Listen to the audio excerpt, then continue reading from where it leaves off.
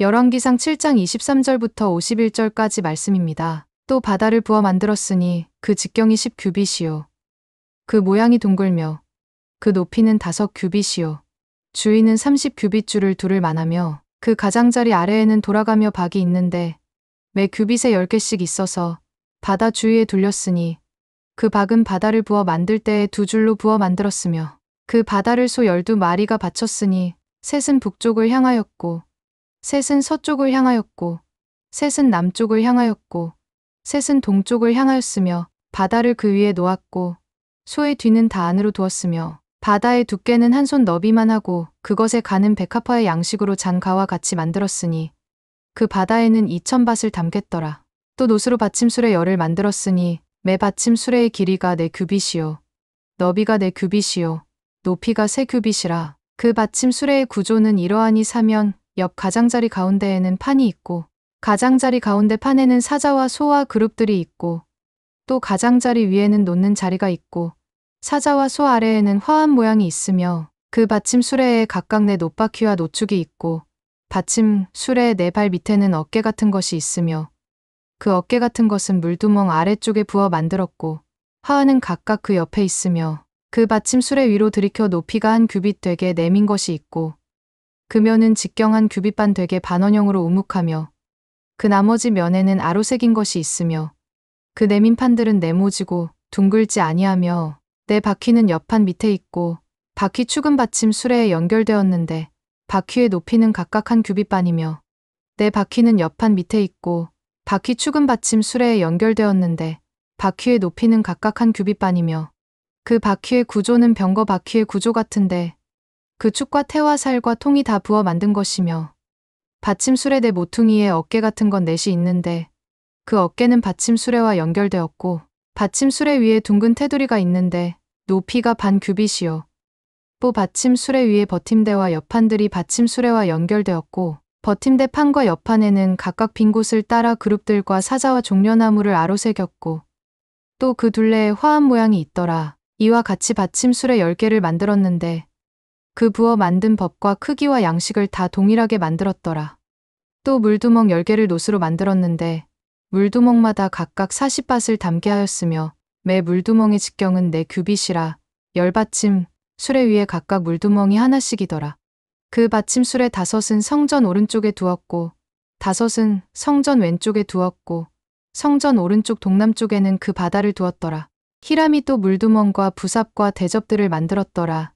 이와 같이 히람이 솔로몬 왕을 위하여 여호와의 전에 모든 일을 마쳤으니 곧 기둥 둘과 그 기둥 꼭대기에 공 같은 머리 둘과 또 기둥 꼭대기에 공 같은 머리를 가리는 그물 둘과 또 그 그물들을 위하여 만든 바 매 그물에 2줄씩으로 뒤둥 위에 공 같은 2머리를 가리게 한 석류 400개와 또 10개의 받침 수레와 받침 수레 위에 10개의 물두멍과 한 바다와 그 바다 아래의 소 12마리와 속과 부삽과 대접들이라. 히람이 솔로몬 왕을 위하여 여호와의 성전에 이 모든 그릇을 빛난 노스로 만드니라.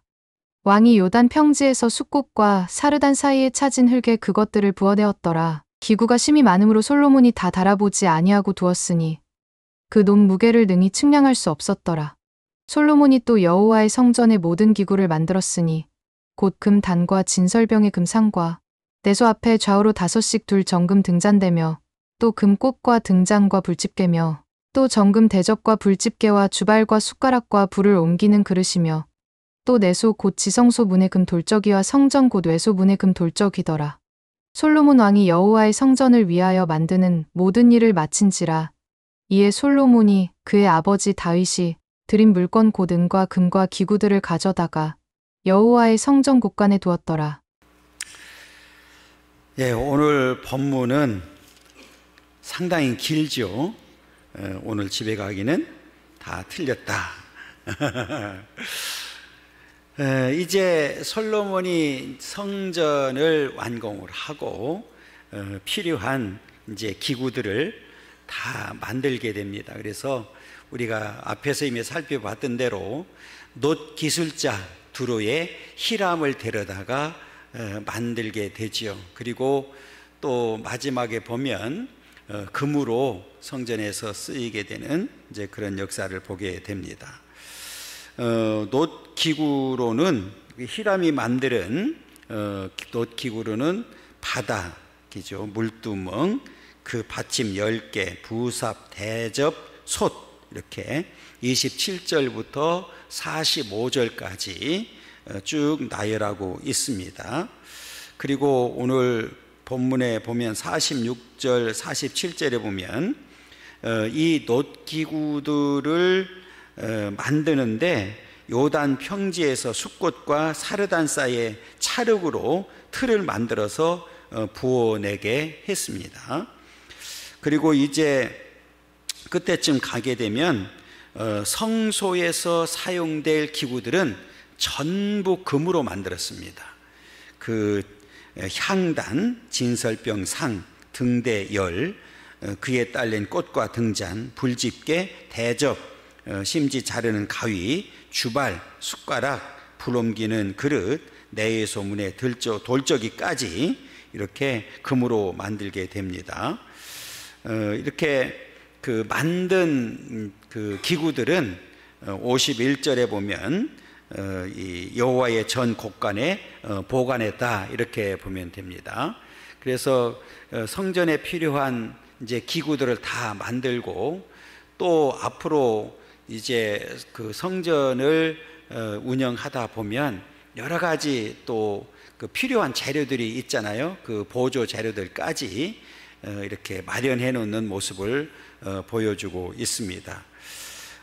가장 먼저 우리 23절에 보면 바다를 부어 만들었다 그랬어요. 그럼 바다를 어떻게 부어 만들어요? 그런데 이제 왜 바다라고 표현했을까?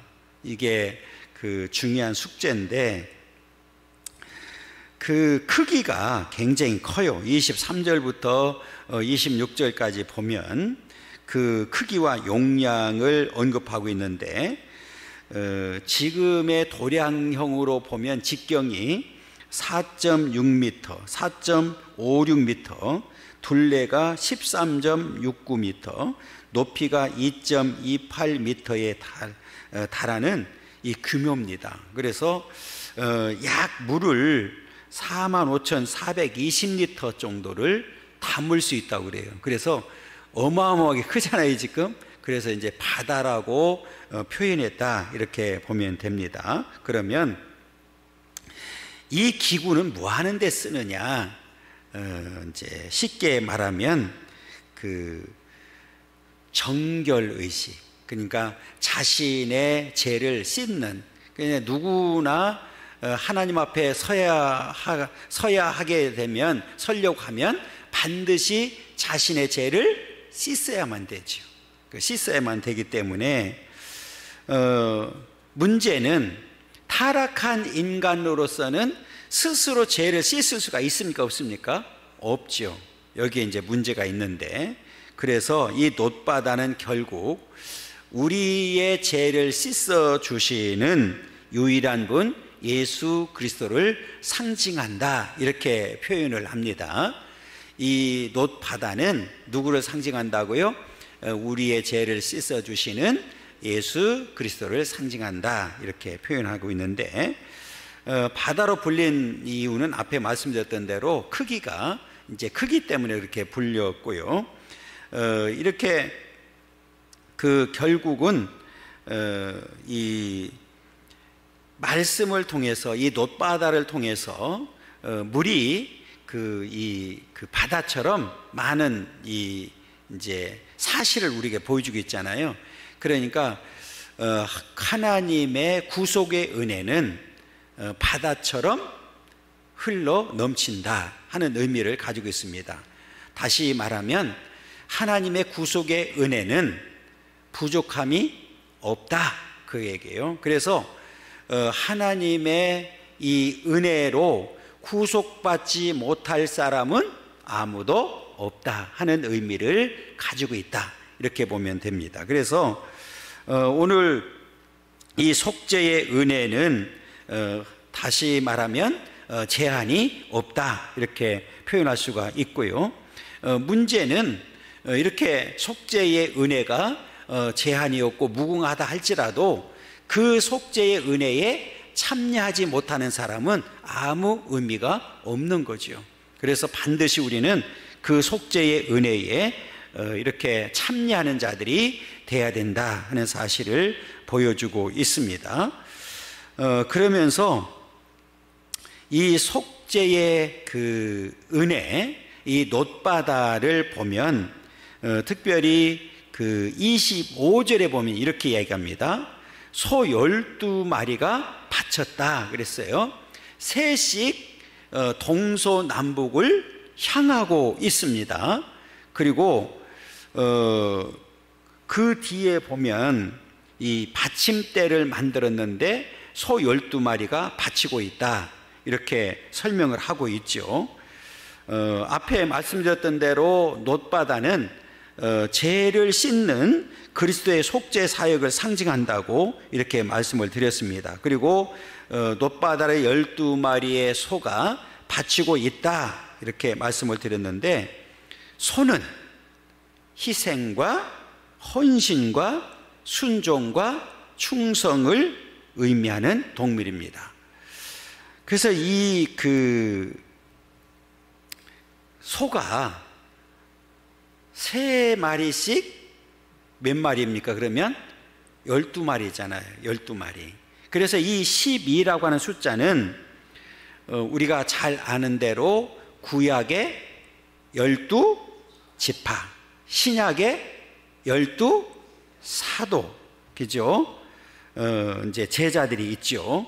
그래서 교회 공동체 등과 관련해서 하나님의 백성들 전체를 상징하는 공동체적인 완전수를 이야기하고 있습니다.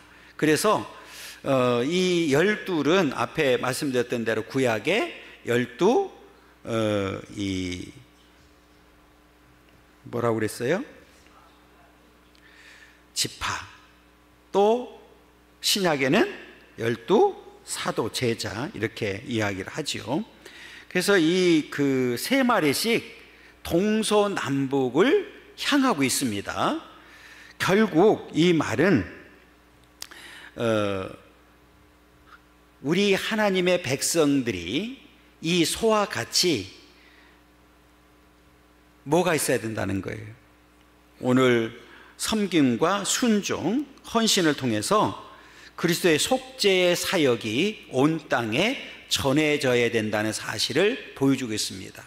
이 복음은 동서남북을 물론하고 기쁜 소식이기 때문에 반드시 전해져야 된다는 사실을 우리에게 보여주고 있습니다.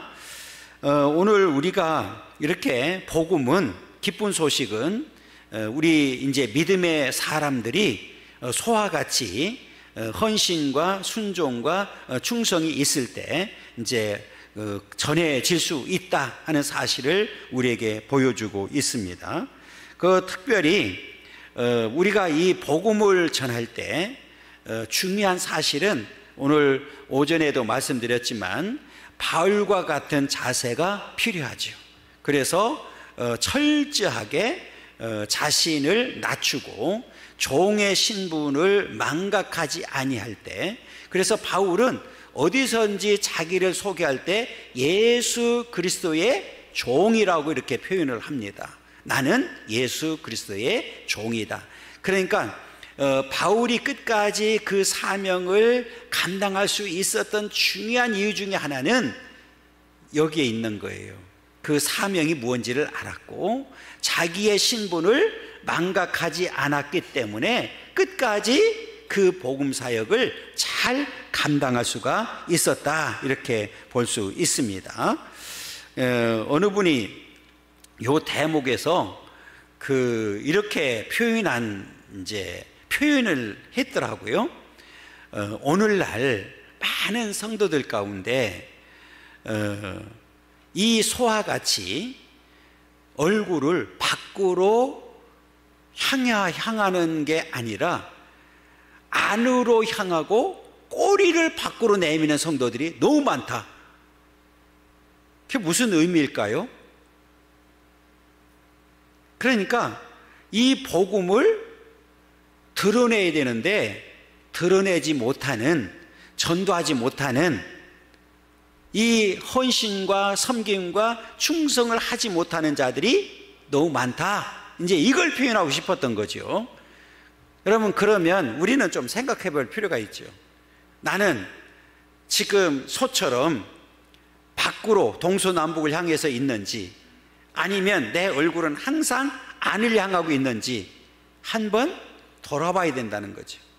오늘 저와 여러분들은 오늘 이 12마리의 소가 3마리씩 동서남북을 향하고 있는 사실처럼 우리들도 이제는 이 세상 온 땅을 향해서 우리는 복음을 전하는 그런 사명을 감당해야 될 줄 믿습니다. 오늘 소와 같이 우리는 충성하고 온전히 섬기고 오늘 헌신을 통해서 이 사역을 감당해야 된다는 사실을 보여주고 있습니다. 그러면서 이제 27절 이하로는 성전의 이제 제사용 기물이죠. 제사용 기물로서 성전의 예부 기구를 제작하는 내용이 이제 담겨져 있습니다. 저의 제작의 기물들의 제작은 다 노수로 되어 있다, 이렇게 보면 됩니다. 노수로 되어 있는데, 구속사적인 입장에서 볼 때 굉장히 그 비중 있는 위치를 차지하고 있다, 이렇게 보면 되는데, 금이 하나님의 침범할 수 없는 순전함과 영광을 상징한다면, 놋은 제약된 인간과 함께 하시고 그 인간의 고통과 슬픔을 몸소 채울하신 그리스도의 성품을 상징한다, 이렇게 설명이 되어 있습니다. 그래서 이 말을 잘 보시면 이 놋으로 만들어진 성전의 기구들은 대개 사람들의 손이 자주 닿는 곳에 있습니다. 사람들의 손이 자주 닿는 곳에 있다. 이 말은 우리가 이 하나님께 속한 거룩한 성물이 인간의 손에 닿기 쉬운 곳에 만들어진 것은 우리 예수께서 이제 몸으로 우리 가운데 오셔서, 우리 가까이 오셔서 우리와 함께 하고 있다는 사실을 보여주는 상징적 의미를 가지고 있다. 그러니까 이 놋으로 기구들을 만들어서 성전 안에 두었는데 사람들의 손이 닿는 가까운 곳에 있다는 얘기는 바로 그 예수 그리스도가 우리의 가까이 오셔서 우리와 함께 하시고 있음을 이제 상징한다고 이렇게 보면 되는데,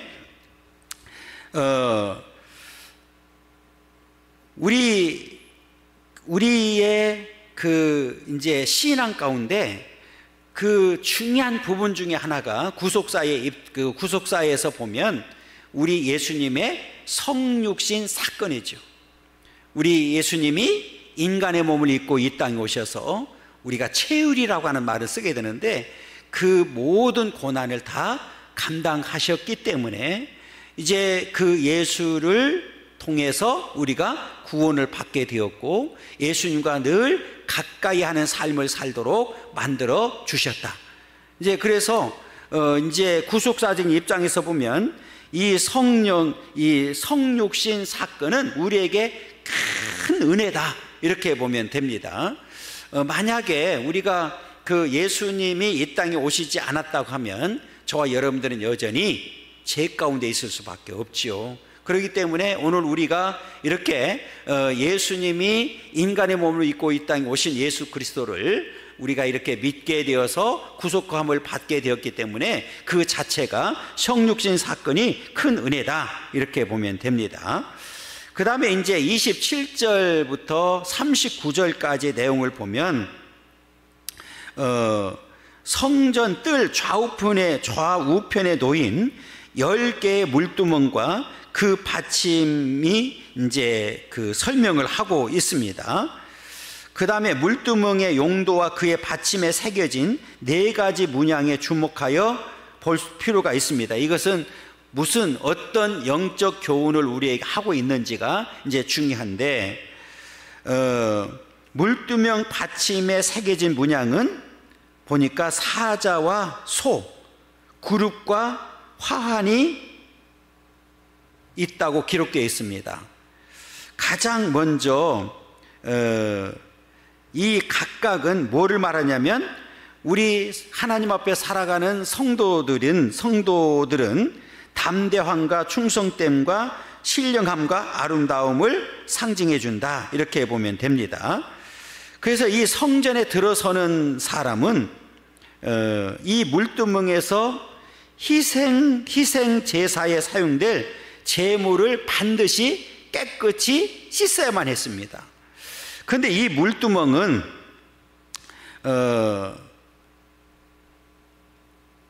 앞에 말씀드린 대로 그 희생 제물을 깨끗이 씻어야 된다고 그랬잖아요. 그런데 이 희생 제물은 누구를 대신하는 겁니까? 우리 나를, 사람을 대신하는 거잖아요. 내가 죽어야 되는데 대신 뭐가 죽게 돼요? 구약에서는 제물이 죽게 되잖아요. 희생 제물이잖아요. 그래서 나를 대신해서 이제 사람을 대신해서 드려지는 제물이기 때문에 그랬습니다. 그래서 이 희생 제물이 씻겨지는 것은 바로 제물을 드리는 사람의 죄를, 자신의 성결을 의미한다고 이렇게 보면 됩니다. 그래서 하나님 앞에 나아가는 자는 반드시 먼저 해야 되는 것이 뭐냐면 자신을 성결케 해야 된다는 거예요. 반드시 하나님 앞에 성결케 해야 된다. 이렇게 이제 종합해서 보게 되면 하나님께서 그 제물을 드리기 전에 요구하는 게 뭐냐? 거룩입니다. 거룩. 그러니까 하나님께서 오늘날도 우리에게 요구하는 것은, 먼저 요구하는 게 뭐냐면 뭐라고요? 거룩입니다. 그래서 내가 거룩하니 너희도 거룩해야 된다, 이렇게 말씀을 하고 있는데, 그러면 먼저 거룩하게 될 때 우리가 이렇게 하나님 앞에 이제 거룩하게 됐을 때 사자와 같이 담대하게 이럴 수가 있고, 또 소같이 충성스럽게 봉사할 수 있고, 구룹과 같이 신령하게 하나님을 섬길 수 있고, 그 다음에 화한 문양과 같이 평화와 기쁨과 풍요와 아름다움을 누리게 된다, 이렇게 이제 이야기할 수 있습니다. 그래서 앞에 말씀드렸던 대로 사자와 소와 구룹과 이 화한 문양, 이거는 오늘 우리들에게 담대함과 충성스러움과 또 하나님 앞에 이제 그 신령하게 하나님을 섬길 수 있는, 그리고 하나님 앞에 기쁨과 풍요를, 아름다움을 누릴 수 있는 길이 열려진다. 그래서 먼저 우리가 하나님 앞에 나아가기 전에 반드시 해야 되는 게 뭐냐면 자신의 성결이고, 그래서 하나님 앞에 거룩성을 유지해야 된다는 사실을 우리에게 보여주고 있습니다. 이것은 성경을 전체를 통해서도 계속해서 강조하고 있는 부분이다, 이렇게 보면 됩니다. 그러면서 이제 오늘날은 저와 여러분들에게 이제 적용한다고 하면 가장 중요한 일이 뭐냐면 회개죠. 회개. 하나님 앞에 회개가 없는 거룩은 있을 수가 없습니다. 그래서 먼저 하나님 앞에 나아가기 전에 반드시 우리들이 해야 될 일은 뭐냐면 하나님 앞에 회개해야 된다는 사실을 우리에게 가르쳐주고 있습니다. 그러니까 회개를 통해서 하나님 앞에 용서함을 받는, 그래서 우리는 하나님 앞에 거룩성을 유지하는 삶을 살아야 된다, 이걸 우리에게 가르쳐주고 있고요. 그 다음에 이제 38절과 39절에 보면 히람이 뭐를 만드냐면 물두멍을 만듭니다. 물두멍은 앞에 말씀드렸던 대로 이제 제물을 씻는, 이제 물을 이 정결케, 제물을 정결케 하는 물을 담는 용기죠. 그런데 그 출애굽기 38장 8절에 보면 그 물두멍은 아주 맑아서 어떤 역할을 했냐면 거울 역할을 했다고 가르쳐 주겠습니다. 출애굽기 38장 8절에 보면 그 물두멍은 무슨 역할을 했다고요?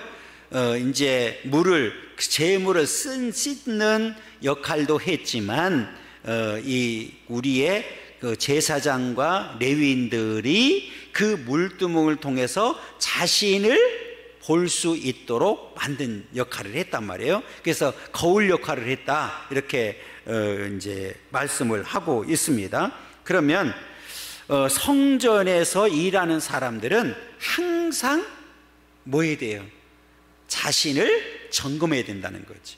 흠이 없는 상태로 하나님 앞에 나가야 되고 하나님 앞에 제사를 드려야 되기 때문에 그렇게 항상 자신을 이제 점검을 해야 됩니다. 그런데 구약에 이렇게 거울이 주어져서 자신을 점검했던 사실처럼 이제 우리 신약에 넘어와서도 우리에게 거울을 주었습니다. 그런데 이제 신약에 넘어와서 거울은 뭐죠? 하나님의 말씀입니다. 그러니까 우리가 이 거울은 자기 애모를 가꾸는 데 필요하죠. 뭐가 잘못됐는지 이런 이제 고치는 역할을 하지만 말씀의 거울은 심령을 바꾸는 거예요. 그러니까 심령을 바꾸기 위해서 우리에게 하나님께서 거울을 허락해 주셨다, 이렇게 이제 말씀을 하고 있습니다. 그래서 바울은 성경을 기록한 목적 중 하나가 고린도전서 10장 11절에 이렇게 얘기했습니다. 저희에게 당한 이런 일이 거울이 되고 또한 말세를 만난 우리의 경계로 기록하였느니라, 이렇게 이야기를 합니다. 그래서 우리 이 말씀 자체가 우리에게 거울이 된다. 우리가 앞에 말씀드렸던 대로 거울의 역할은 뭐 하는 거예요? 잘못된 것을 고치는 거잖아요. 그래서 이 말씀의 거울에 비춰서 잘못된 거는 날마다 우리는 바꾸는 거예요. 고쳐 나가야 된다는 거죠. 그래서 우리 이제 개혁주의 신앙이라고 날마다 우리는 새로워지는 역사가 있어야 되는 거죠. 변화되지 않으면 안 되는 거죠. 왜냐하면 이 성경 말씀은 우리에게 거울이 돼서 우리를 변화시키는 능력이 있기 때문에 그렇습니다.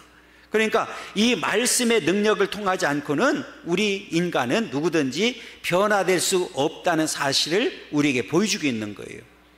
그러나 우리가 바울과 같이 말씀의 능력을 힘입게 되면 뭐 할 수 있어요? 바뀌어지는 거예요. 여러분, 바울이 얼마나 주님을 만나기 전에는 애향적인 사람이었잖아요.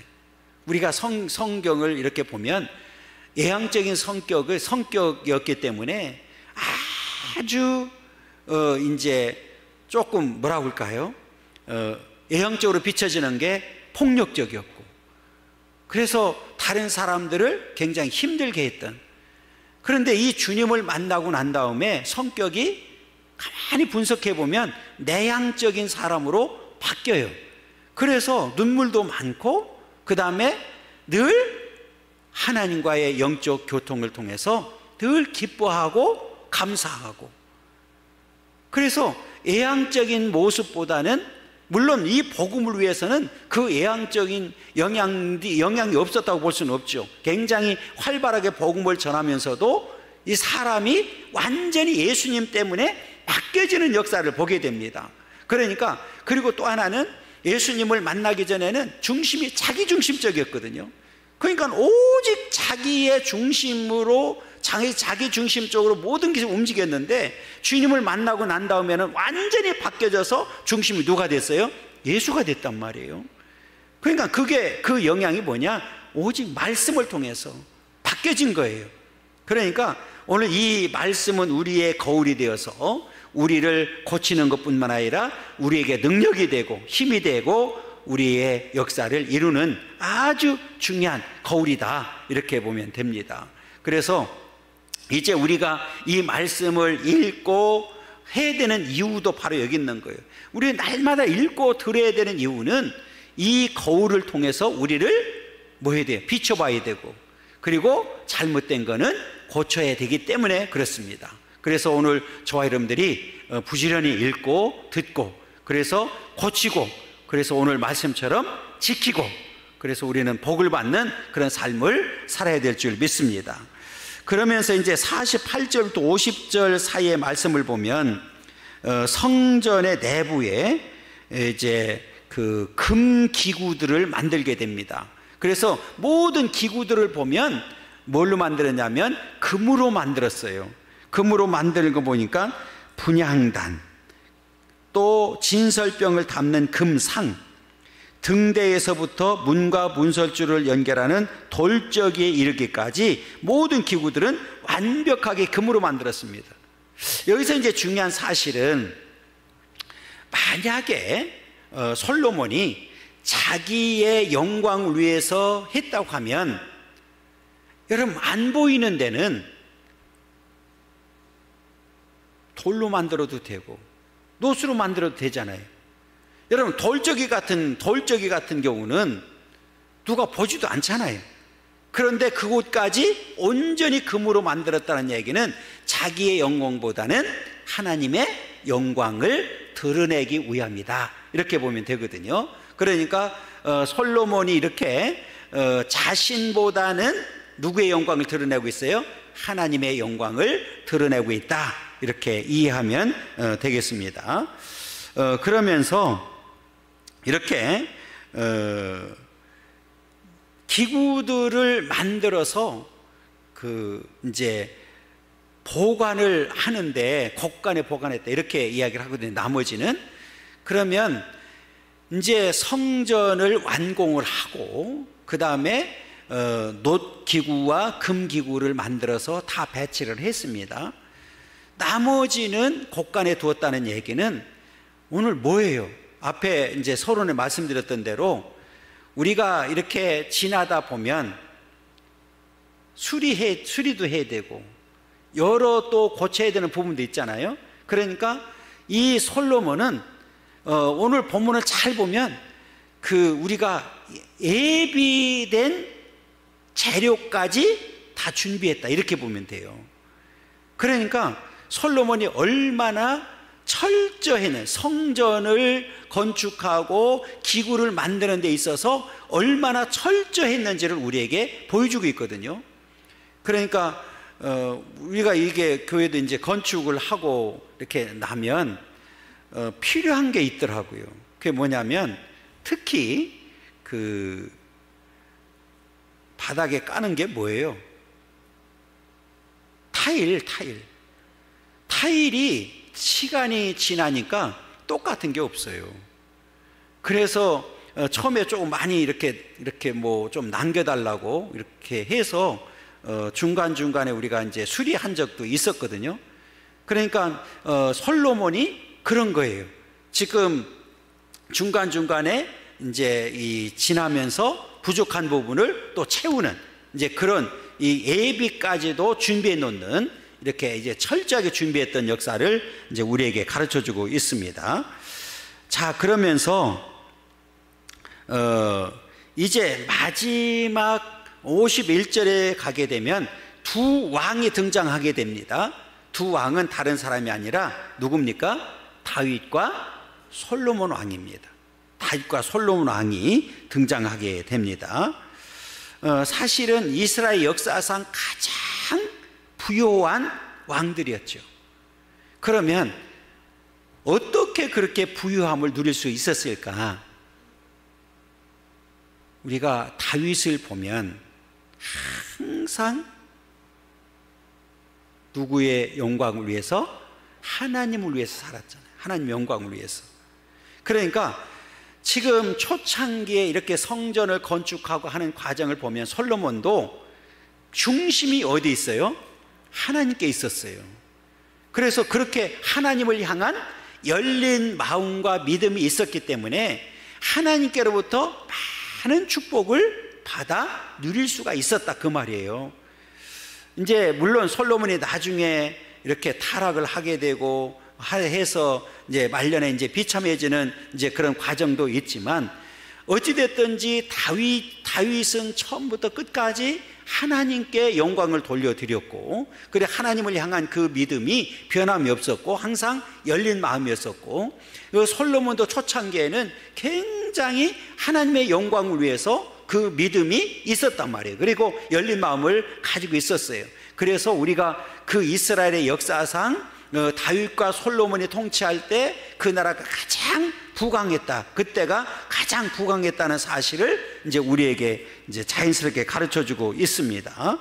그래서 오늘 저와 여러분들에게도 이 말씀을 통해서 이제 이 우리의 믿음도 믿음과 더불어서 하나님을 향한 그런 열린 마음이 있어야 된다는 거죠. 그러니까 오늘 다윗과 솔로몬과 같은 이런 믿음과 열린 마음이 갖게 되면 우리도 이 땅에 사는 동안에 승리할 수 있다. 이런 사실을 우리에게 분명하게 가르쳐주고 뿐만 아니라 하나님의 은혜로 축복된 삶을 누리게 된다는 사실을 우리에게 가르쳐주고 있습니다. 그러면서 이제 그 앞에 잠깐 말씀드렸던 대로 우리 하나님의 사람은 선한 역사를 위해 항상 준비하는 자들이 되어야 된다. 그래서 앞에 이 기구들을 다 하고 보조 기구들을 또 이제 보관하게 되는 이제 그런 은혜를 우리에게 보여주고 있습니다. 그러니까 솔로몬이 단순히 그냥 나는 성전 건축한다, 그냥 기구들을 만든다 이 정도가 아니라 완벽한 것뿐만 아니라 보조 기구들까지 만들어서 이제 예비하는, 준비하는 이제 그런 과정까지 우리에게 보여주었습니다. 마찬가지로 우리 이제 말씀드렸던 대로 하나님의 사람은 항상 우리는 준비하는 자들이 되어야 된다. 그러면 오늘 오전에도 말씀드렸던 대로 바울이 복음을 전하면서 일깨우라고 하는 단어를 썼잖아요. 일깨우. 그죠? 그러니까 말씀을 통해서 일깨워주는 역사가 필요하고, 또 우리는 늘 깨어 있어서 뭐 하는 사람이 돼야 돼요? 준비된 사람이 돼야 된다. 그리고 성경에 보면 항상 쓰임받는 사람의 공통점은 어디 있었습니까? 준비된 사람이었습니다. 그리고 하나님 앞에 구원받는 사람들도 항상 어떤 사람이었어요?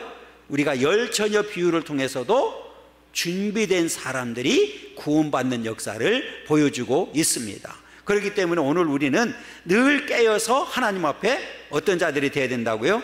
준비된 자들이 되어야 된다 하는 사실을 오늘 이 솔로몬을 통해서 우리에게 교훈하고 가르쳐주고 있습니다. 이제 저와 여러분들은 지금까지 하나님의 절대적인 은혜로 살아왔습니다. 이제 앞으로 늘 깨어 준비된 자들이 되어서 언제든지 하나님의 쓰임받기를 원하고, 하나님 앞에 충성된 종이 되기를 원하고, 그래서 하나님 앞에 섰을 때 우리는 하나님 앞에 완벽하게 구원받는, 그래서 남은 자 되는 그런 축복의 역사가 있어야 될 줄 믿습니다. 우리 이제 한 주간도 이 말씀을 붙들고 말씀에 의지해서 승리하고 모든 영광 하나님 앞에 하나님께 돌려드리는 그런 복된 삶이 되기를 간절히 소망합니다.